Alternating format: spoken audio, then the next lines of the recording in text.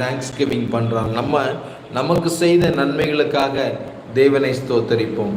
ஆனால் இங்கே பவுலோ அவருக்காக அல்ல, மற்றவர்களுக்காக தேவன் செய்த நன்மையை நினைத்து தேவனுக்கு அவர் ஸ்தோத்திரம் செல்கிறதை பார்க்க முடிகிறது. கொலோசியர் 1ஆம் அதிகாரம் வசனம் 3-4 வரை உள்ள வசனங்களை பார்ப்பீர்களானால், கிறிஸ்து இயேசுவின் மேலுள்ள உங்கள் விசுவாசத்தையும் பரிசுத்தவான்கள் எல்லார் மேலும் உள்ள உங்கள் அன்பை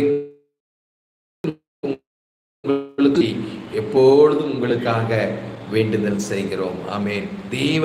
நீங்க தேவன் மேல் வைத்திருக்கிற நம்பிக்கை, தேவன் உங்க மேல் வைத்திருக்கிற நம்பிக்கை, விசுவாசம், இவைகளை கேள்விப்பட்டு வார்த்தைக்குள் பலப்பட வேண்டும் என்பது எங்களுடைய வாஞ்சையாக இருக்கிறது, எங்களுடைய திட்டமாக இருக்கிறது, எங்களுடைய தரிசனமாக இருக்கிறது.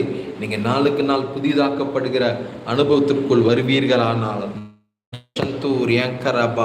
கொஞ்சம் உற்சாகப்படுத்தலாமே. ஒரு ஆமேன் போட்டிங்கன்னா நானும் கொஞ்சம் உற்சாகமாக பேசுவேன், இன்னும் வைராக்கியமாய் பேசுவேன். கர்த்தர் என் மீது வைத்த வைராக்கியத்தை உங்களுக்கும் நான் அதை பகிர்ந்து கொடுப்பேன். நன்றிப்பா. ரபா சந்து ரியாங்கரபா ரிமே தரு ஷதூரி அந்த ரபா கத்தி அந்த ரபா. ஒவ்வொரு பிள்ளைகளையும் நான் ஆசீர்வதிக்கிறேன், ஒவ்வொரு பிள்ளைகளையும் வாழ்த்துகிறேன்ப்பா. நன்றிப்பா. நீர் ஒவ்வொருத்தரையும் வைராக்கியமாய் தெரிந்து கொண்டதற்காக நன்றி, வைராக்கியமாய் பயன்படுத்தி கொண்டிருப்பதற்காக நன்றி. உங்களுடைய தேவ கிருபை, தேவ வல்லமைகள், தேவ தரிசனத்தை, நீதியின் கனிகளை பெற்று பிள்ளைகள் ஒவ்வொருவரும் தேவனுக்கென்று வைராக்கியமாய் எழுப்பி நிற்பதற்காக நான் தேவனை ஸ்தோத்தரிக்கிறேன்ப்பா. 3 காரியங்களை உணர்ந்து கொள்ளுங்கள். ஏன் ஜெபிக்க வேண்டும்?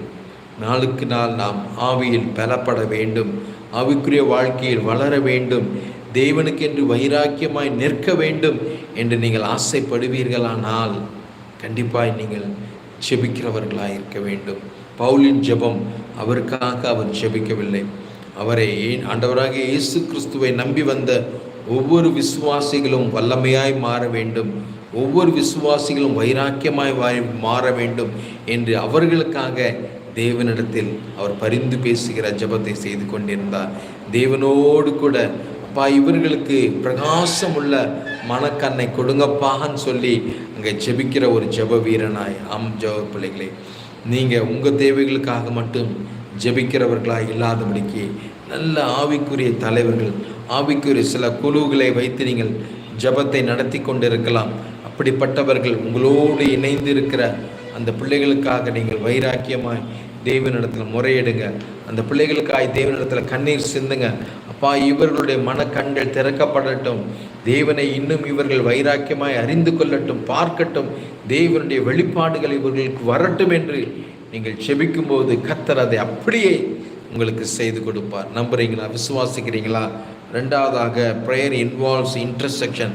நல்ல ஒரு பரிந்து பேசுவதற்கு ஜெபம் மிக மிக அவசியமாக இருக்கிறது.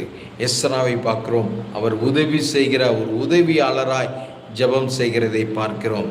அதே போல் இங்கே பவுல் மற்றவர்களுடைய வாழ்க்கையில் நல்ல ஒரு ஆவியில் பலப்பட வேண்டும் என்கிற ஒரு பரிந்து பேசுகிற தேவனுடைய வல்லமைகளையும் தேவனுடைய வழி நடத்துதலையும் பெற்றுக்கொள்ளக்கூடிய அளவுக்கு ஒவ்வொரு விசுவாசிகளும் மாற வேண்டும் என்கிற பாரத்தோடு கூட பவுல் இங்கே மாறி ஜெபிக்கிறதை. 3வது prayer is a means of thanks of God. கர்த்தருக்கு நன்றி செலுத்துவதற்கு ஜெபத்தை காட்டிலும் ஸ்தோத்திர பலி, வாய்களின் ஸ்தோத்திர பலி, உதடுகளின் ஸ்தோத்திர பலியினால் நீங்கள் தேவனுக்கு நன்றி செலுத்தும் போது தேவன் அந்த நன்றிகளில் அவர் பிரியப்படுகிற தேவனாக இருக்கிறார். அவர் அதை ஆமோதிக்கிற தேவனாக, அதை ஏற்றுக்கொண்டு உங்களை அவர் ஆசீர்வதிக்கிற தேவனாக. இந்த பவுலின் ஜெப வாழ்க்கையில் ஒரு மாற்றத்தை, ஒரு தாக்கத்தை கொண்டு வந்திருக்கும் என்று நான் விசுவாசிக்கிறேன். என்னோடு கூட பேச வேண்டும், என்னோடு கூட நீங்கள் ஜெபிக்க வேண்டும் என்று விரும்புவீர்களானால் வேதம் சொல்கிறது, எங்கே 2 பேர் 3 பேர் 2 பேர் பூலோகத்தில் ஒருமனப்பட்டிருந்தால் அந்த ஜெபம் ஒரு ஜெப திட்டத்தை நான் உங்களுக்கு அறிவிக்கிறேன். இரவு 8:30 மணிக்கு கூகுள் மீட்டில் என்னோடு கூட இணைந்து தேசத்திற்காக பாரத்தோடு ஜெபிக்க வேண்டும் என்கிற ஜெப வாஞ்சை, ஜெபபாரம் உங்களுக்குள் இருக்குமானால் மேலே குறிப்பிட்டிருக்கிற வாட்ஸ்அப் நம்பரில் உங்களுடைய வாட்ஸ்அப்